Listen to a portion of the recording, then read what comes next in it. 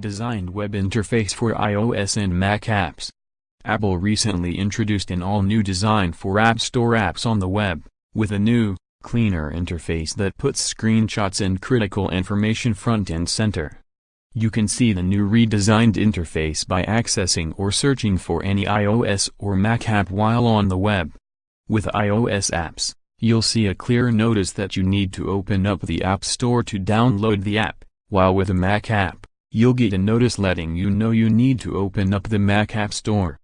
App listings include the app's name, icon, and screenshots, along with information like star rating, ranking, purchase price and whether or not there are in-app purchases.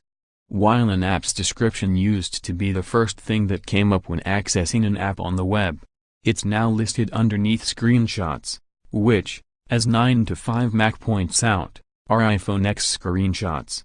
App Store web pages also include a listing of what's new, select reviews, app size, and a list of related apps. The change to the way apps are displayed on the web comes following the launch of iTunes 12.7, which entirely eliminated the built-in App Store for iOS apps. With no App Store in iTunes, iOS apps can only be downloaded directly on an iPhone or iPad, rather than downloaded on a Mac and then transferred to an iOS device. When making the change, Apple didn't really alter the way apps were displayed on the web, which had the potential to be confusing.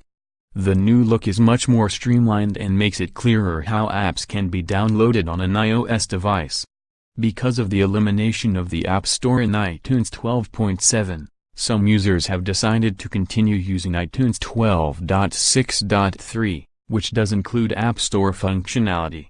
Apple made iTunes 12.6.3 available for its educational and business customers who need iTunes to install apps, but it is also available to the general public. Tag, App Store.